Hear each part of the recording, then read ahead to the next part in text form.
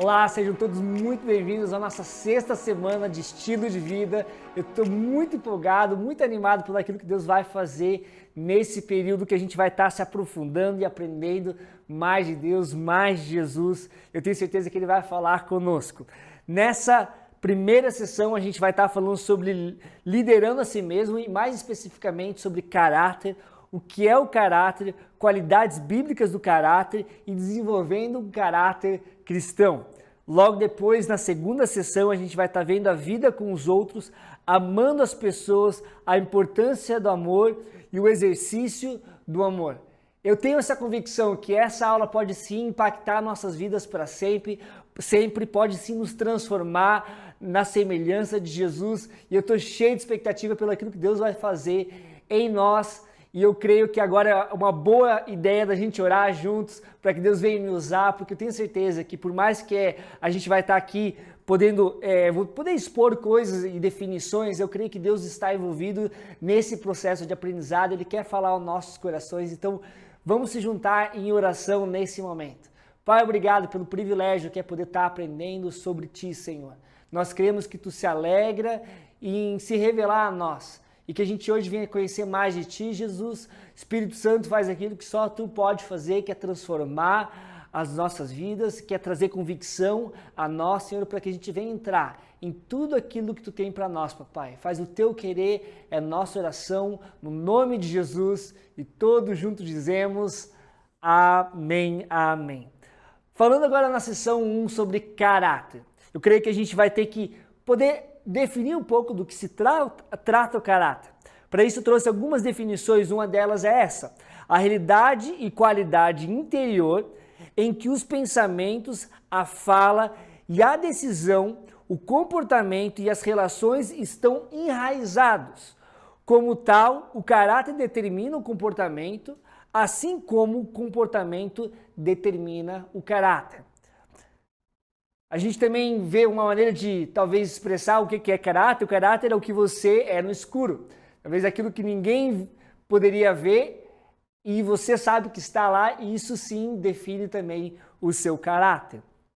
Outra definição é a forma de medir o real caráter de um homem é através do que ele faria se soubesse que nunca seria descoberto.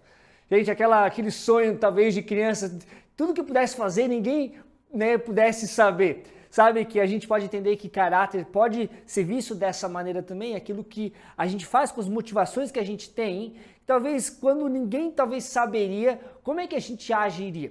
Só que a gente vai entrar um pouco agora a profundo de como a gente pode identificar o caráter, mas algo que eu gostaria já de destacar desde o início é que com a entrada do pecado, ao a gente escolher o nosso próprio caminho, a gente foi se destituindo da imagem que Deus nos criou. E a gente vai entender um pouco mais do que isso significa, mas eu gostaria já de destacar para nós é que a gente sofre sim de um desvio de caráter, todos nós, porque a gente, talvez por decisões de pessoas ou por escolhas próprias, a palavra fala que todos nós erramos, todos nós pecamos.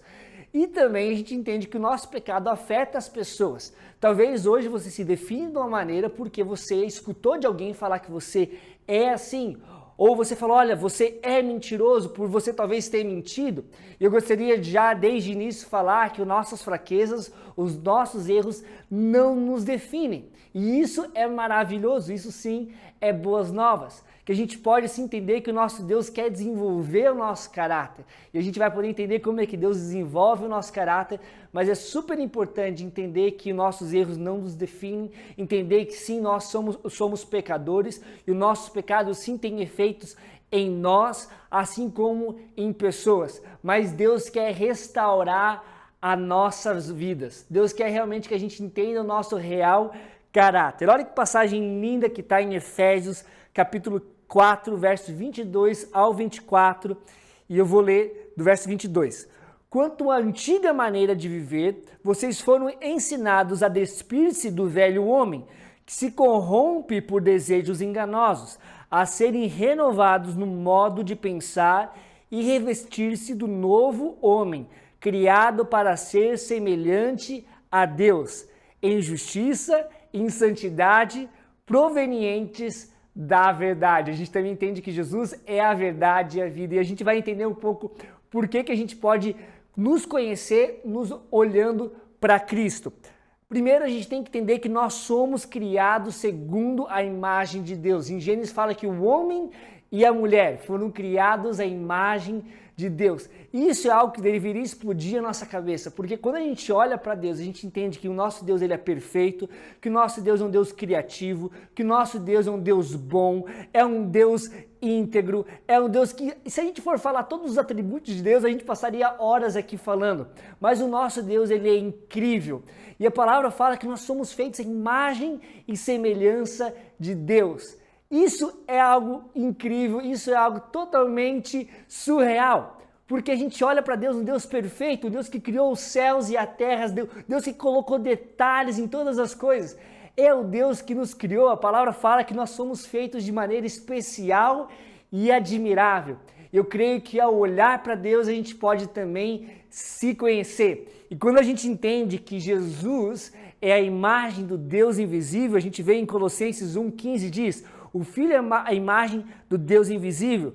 Em 2 Coríntios 4,4 diz: Cristo que é a imagem de Deus.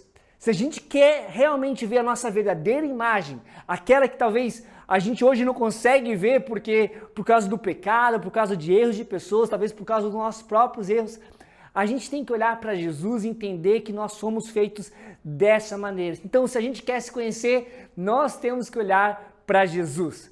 Esse é o plano original de Deus para a humanidade. Por isso que a gente tem que realmente descobrir como Jesus era, os hábitos de Jesus, como ele fazia as coisas, como ele se comportava, as suas atitudes. A gente vai poder ver isso também um pouco na segunda sessão, quando a gente fala de amar ao próximo. Mas os nossos olhos têm que estar fixos em Jesus, porque é aí que nós podemos ver a nossa imagem correta. Não as nossas falhas, não aquela imagem distorcida, mas sim a nossa imagem correta.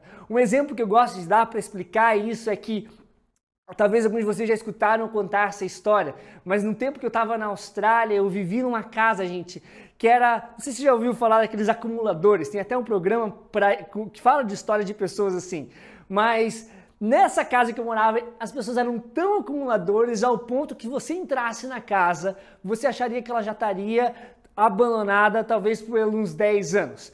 Tudo na casa era uma bagunça. Os pais já não dormiam no quarto que eles tinham porque não tinha espaço para eles. Tinha roupa em cima da cama, o armário aberto com roupa, o tapete na sala todo já descascando, enrolado, roupa no chão, sujeira, lixo. E uma coisa que me chamou a atenção foi quando eu fui para o jardim, tinha, gente, uma churrasqueira. Desculpa, já desvendei o que era, mas era uma moita. E ao tirar os matos, descobri que era uma churrasqueira linda de tijolo à vista. Sabe por que eu estou contando essa história? Porque talvez você entraria naquela casa e você viria uma casa feia, bagunçada, uma casa talvez que não é talvez agradável aos nossos olhos. Mas sabe que aquela casa ela era linda. E eu senti realmente de Deus de poder cuidar daquela casa, limpar aquela casa, ver o que estava atrás daquela moita e descobri que era uma churrasqueira e comecei a arrumar a casa. E aquela casa era magnífica, estava num lugar especial, estava ali próximo à praia, ela era bonita, pintei a casa, dei um ar fresco na casa. Sabe que com nossas vidas é assim. Talvez a gente não consegue ver, mas tem algo especial e lindo lá. Talvez ao Deus nos poldar e nos tirar aquilo que talvez a gente carregou na nossa jornada de vida, talvez definições sobre nós mesmos, talvez falhas que nós cometemos ou pessoas cometeram conosco, Deus começa a nos restaurar e aquilo sempre esteve lá, só que a gente não conseguia ver. Por isso que eu trouxe esse ponto de que a gente tem que olhar para Jesus para nos ver a nossa imagem real. Porque é aí que a gente vai poder entrar em tudo aquilo que Deus tem para nós. Uma citação do Rick Warren, que é um escritor incrível de um livro que é A Vida com Propósito. Se você não leu, eu te encorajo a ler, diz assim: Deus não quer que você transforme num Deus, e sim que se torne como Ele, que assuma os valores, atitudes, caráter próprios dele.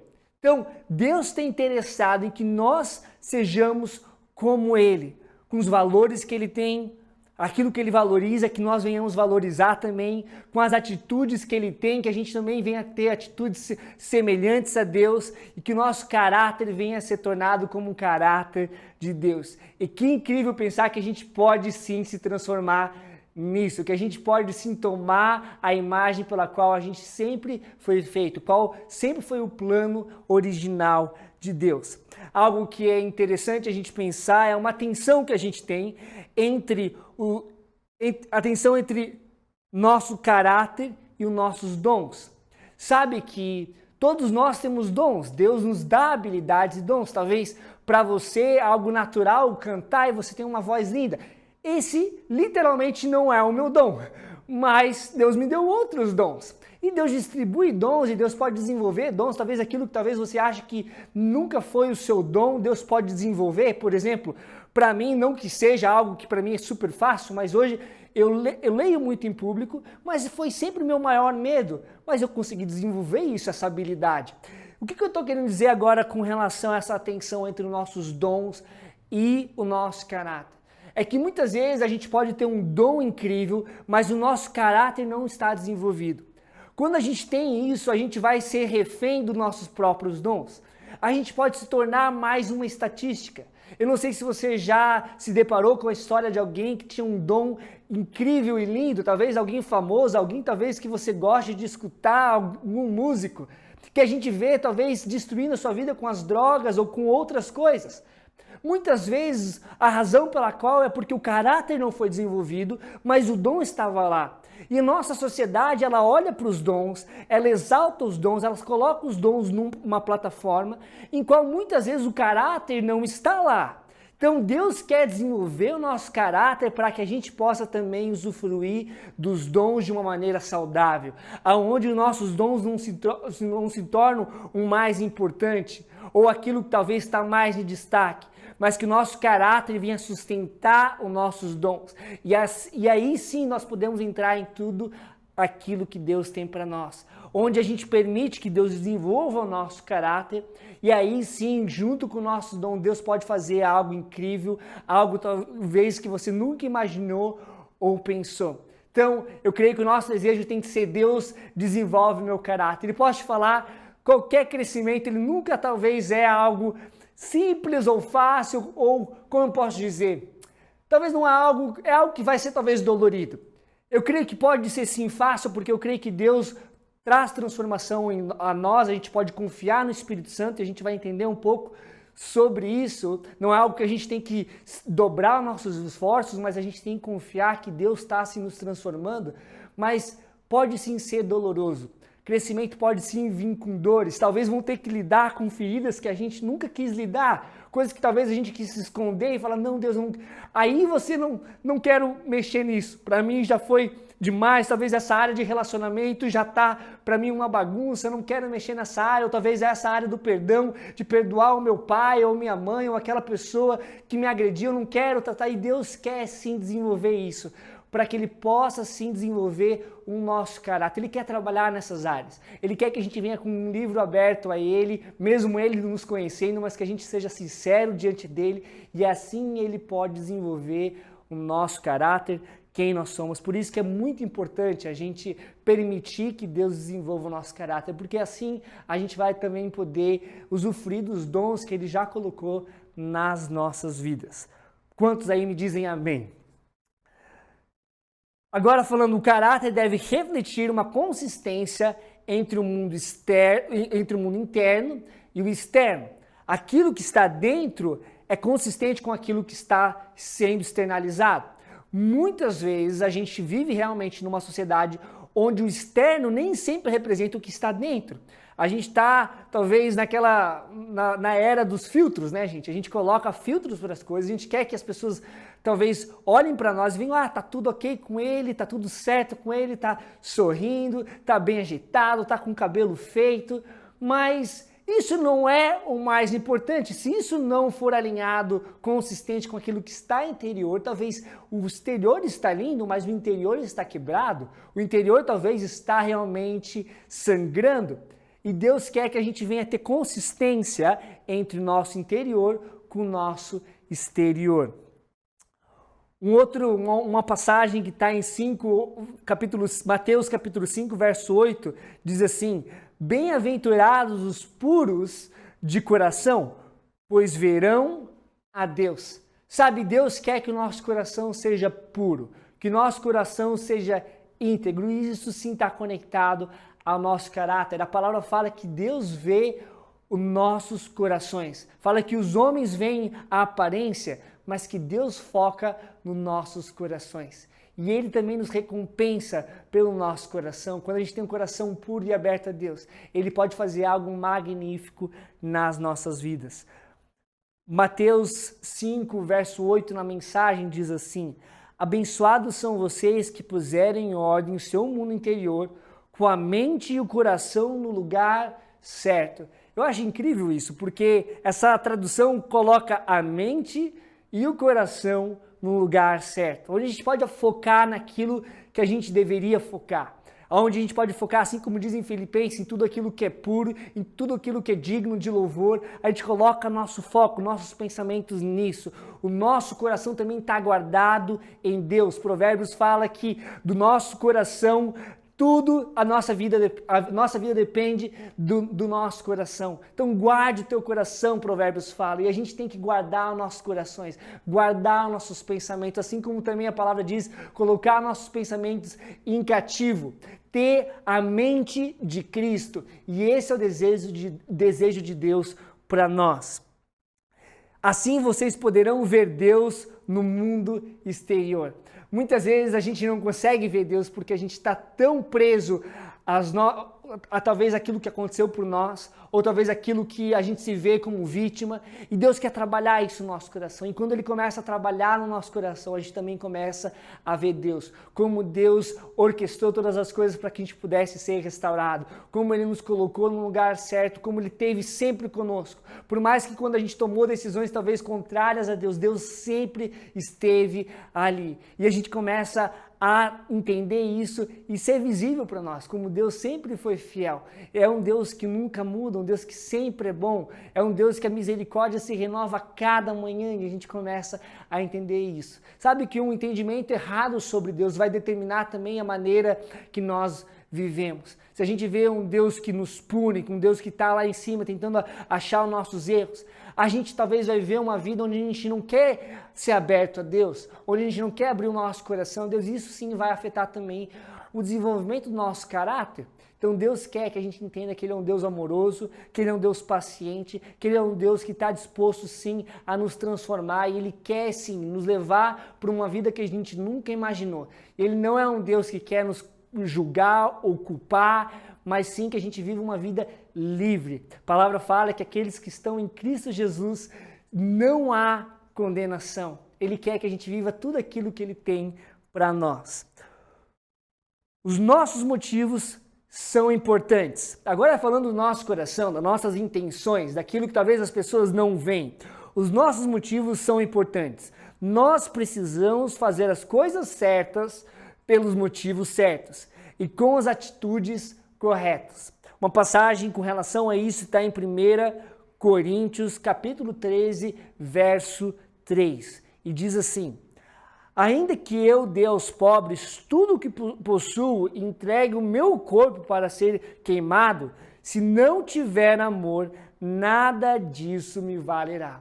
Sabe, essa passagem é super confrontante, porque aqui Paulo está citando coisas talvez que muitos de nós não faríamos, de você entregar tudo que você tem aos pobres, de você se entregar e morrer pelas pessoas. Mas o que ele está querendo trazer aqui, e inspirado por Deus, é que se a gente não fizer isso com a motivação certa, se o amor de Deus não for isso que nos leva a fazer essas coisas, não há nada, isso não vale de nada. Sabe que muitas vezes as pessoas buscam fazer coisas boas para elas se sentirem bem com relação a elas mesmas. Ah não, vou fazer algo social, vou servir numa equipe social, vou ajudar os pobres. Mas aquilo muitas vezes é para que ela se sinta bem, é muito mais um desejo egoísta do que um desejo realmente de amar sem querer nada em troca. Não que a gente não vai ter esses benefícios, É óbvio que quando a gente serve as pessoas, a gente também entende do amor de Deus, a gente sai encorajado. Mas qual é a nossa motivação? Será que a gente está fazendo algo para que as pessoas vejam quão bom nós somos? A palavra fala, e Jesus fala, assim, quando você fizer algo que a sua mão esquerda não sabe o que sua mão direita fez. Em outras palavras, ninguém precisa saber o que você fez. Se a sua motivação é que as pessoas vejam, a tua motivação já está errada. E Deus quer fazer algo assim. Sabe que é incrível, porque quando a gente olha para Jesus, e como eu falei, a gente sempre tem que focar e colocar nossos olhos em Jesus e ver como Ele era. Jesus fazia milagres em público, na multidão, mas uma das histórias mais incríveis que a gente... das histórias, porque não é só uma, mais incríveis que Jesus tem, são com encontros individuais que ninguém viu. Sabe que as pessoas ali que foram transformadas, que depois relataram aquilo que aconteceu, mas foram coisas entre Jesus e aquela pessoa. E Deus também quer nos usar para que a gente possa fazer algo particular com pessoas, ou talvez ajudar as pessoas sem ninguém ao menos saber. Nem mesmo talvez aquelas pessoas mais próximas nossas. Seguindo em diante, ações corretas feitas pelo motivo errado não ajudam a construir a qualidade interna ou caráter chamado virtude. E é essa qualidade ou caráter realmente importante. Virtude é qualidades boas. Então, eu vou repetir novamente, ações corretas, talvez o que você está fazendo está certo, mas feitas pelos motivos errados, não ajudam a construir a qualidade interna ou caráter chamado a virtude. E essa é a qualidade ou caráter que realmente importa. Qualidades bíblicas de caráter. Aqui eu vou citar algumas delas, tá? Mas eu creio que, como eu falei, a gente pode olhar para Jesus e ver inúmeras delas. Então, só para a gente olhar e entender que tudo aquilo que a gente vai ver agora, todas essas qualidades, se tratam de nós também. São qualidades que a gente pode ver. Talvez você vai falar, Pedro, eu não sei se eu sou isso. Não, você é isso. Em Cristo Jesus, você é assim. Deus te vê dessa maneira. Deus te vê como filho dele, como herdeiro de todas as promessas que ele tem para ti. E uma das promessas mais incríveis é que nós somos filhos de Deus. Que a gente pode sim se tornar como Cristo. Como a gente viu, não igual a Deus, não tem a questão igualitária a Deus, mas a imagem de Deus. Olha que lindo essas qualidades, eu gostaria que você, quando eu for ler, meditasse sobre isso e pudesse se ver dessa maneira também. Então, qualidades que a gente vê na Bíblia: verdadeiro, amável. Eu gostaria que você escutasse essas palavras, talvez eu falando para você isso, que você é assim, que você venha crer nessas verdades.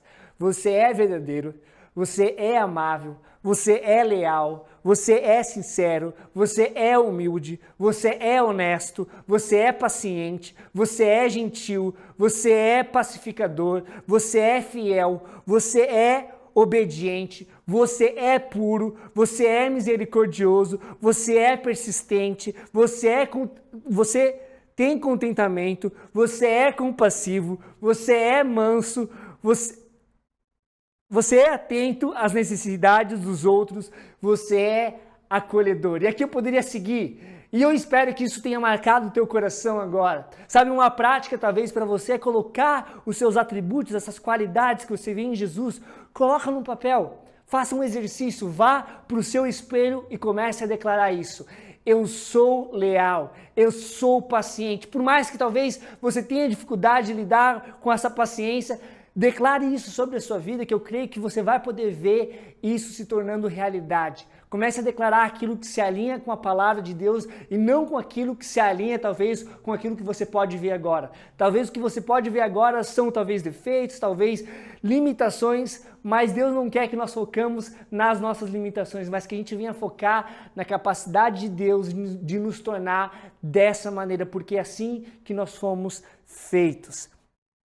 1 Coríntios, capítulo 13, do verso 4 ao 7, diz assim: o amor é paciente e bondoso.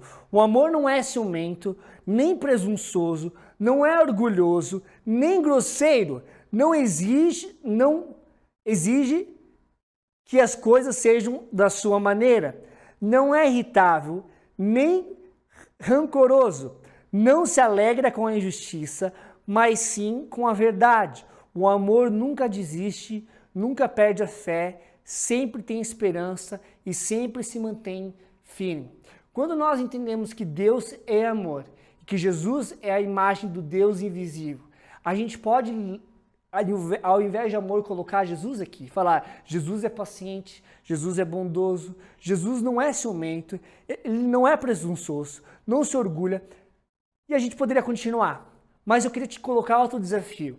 Se a gente foi feito em imagem e semelhança de Deus, sabe que a gente pode ler isso com o nosso nome ali, crendo que Deus nos fez dessa maneira. O Pedro é paciente, o Pedro é bondoso, o Pedro não é ciumento, o Pedro não é presunçoso, ele não é orgulhoso, nem grosseiro, ele não exige que as coisas sejam da sua maneira, ele não é irritável, nem rancoroso, não se alegra com a injustiça, mas sim com a verdade. E o Pedro nunca desiste, nunca perde a fé e tem sempre esperança e sempre a mantém firme. Que lindo isso!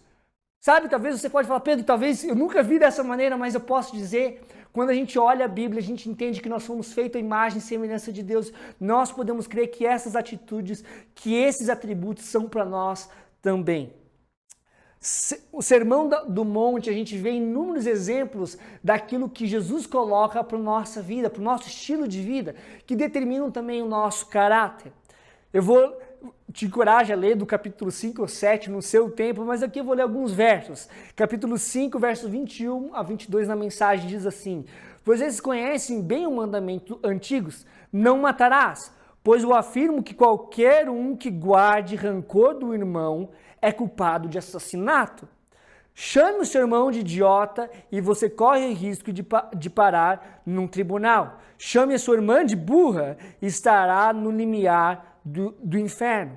O simples fato moral é que palavras matam. E aqui a gente tem que entender que Deus foca no nosso coração, Ele quer transformar o nosso coração. Jamais a gente tem que ler isso para pensar: uau, eu já chamei alguém de idiota, meu Deus do céu, eu vou para o inferno. Não é isso.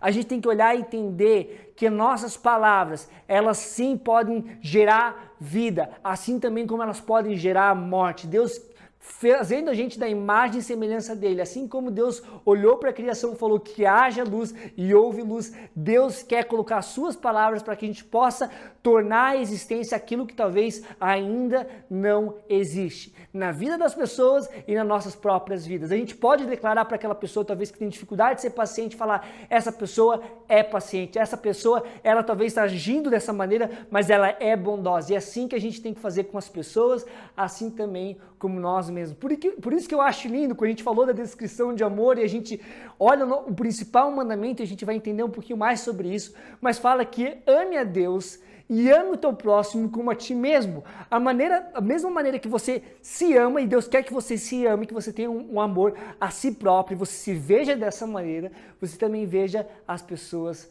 dessa maneira também. Mateus 5, do verso 27 ao 28, diz assim: vocês ouviram o que foi dito? Não cometa adultério. Eu, porém, lhes digo que quem olhar para uma mulher com cobiça já cometeu adultério com ela em seu coração. Aqui a gente vê que o foco de Deus está no coração. Jesus mostra isso bem claro. Olha, não se trata talvez de você cometer o ato. O importante mesmo é o seu coração, porque se você fez isso, se você está com o coração cheio, você já cometeu adultério. Não que você tenha que carregar o peso disso, porque se a gente for bem sincero, quem de nós não cometeu adultério já? E a gente tem que olhar entendendo que Deus sim pode nos dar graça para superar isso, mas que Ele quer sim tratar o nosso coração. E Ele vê o nosso coração, Ele quer tratar o nosso coração.